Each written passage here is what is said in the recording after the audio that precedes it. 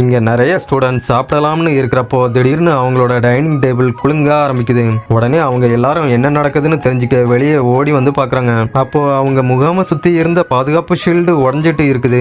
சடனா அதுக்கு பின்னாடி இருந்து ஒரு கோல்டன் புல் அவங்கள நோக்கி பாஞ்சு வருது. உடனே அதோட வாயில இருந்து நெருப்ப ஊதி அவங்கள அட்டாக் பண்ண ஆரம்பிக்குது. சடனா அதுல ஒருத்தன் ஒரு வாளை எடுத்து அதை அட்டாக் பண்ண போறான். ஆனா அந்த கோல்டன் புல் அவனை அசால்ட்டா தூக்கி எறிஞ்சிடுது. உடனே இன்னொரு பொண்ணு ஒரு ஈட்டியை எடுத்து அதோட வயிற்றுலயே சொருகிறா. ஆனா அடுத்த செகண்டே அந்த ஈட்டியும் தூள் தூளா பறந்துருது. சடனா இன்னொருத்தன் வேகமா வந்து அந்த புல்ல ஸ்டாப் பண்ண ட்ரை பண்றான். அப்போ அந்த புல் அதோட வாயிலிருந்து நெருப்ப அவனுக்கு மேல வேகமா ஊதுது.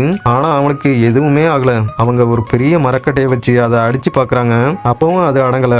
உடனே ஒருத்தன் ஒரு சங்கிலியை எடுத்து அது மேல போட்டு லாக் பண்ண ட்ரை பண்றான். ஆனா அந்த கோல்டன் புல் அவனை சங்கிலியோட வேகமா இழுத்து தூரமா வீசிடுது.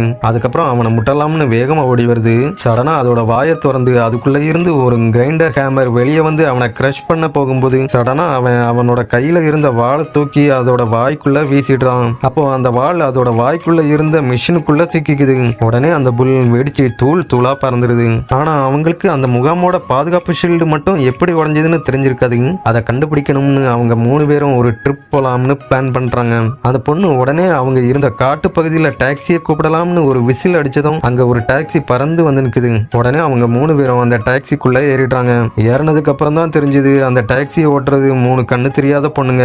அந்த கார் கட்டுப்பாட்டை இழந்து தாறுமாற போயிட்டு இருக்குது. அப்போ சடனா ஒரு மரம் குறுக்க வந்ததால அந்த கார் அப்படியே 2ஆ பிரிய ஆரம்பிக்குது. அப்போ அதுக்குள்ள இருந்தவனோட கால் சடனா 2ஆ பிரிஞ்சதால பயத்துல அலறுறான். உடனே அவன் ஒரு பக்கமா வந்ததும் கார் திரும்பவும் ஒன்னு சேர்ந்துருது. அதுக்கப்புறமா அந்த கார் காட்டுக்குள்ள இருந்து மெயின் ரோட்டுக்கு வந்துருது.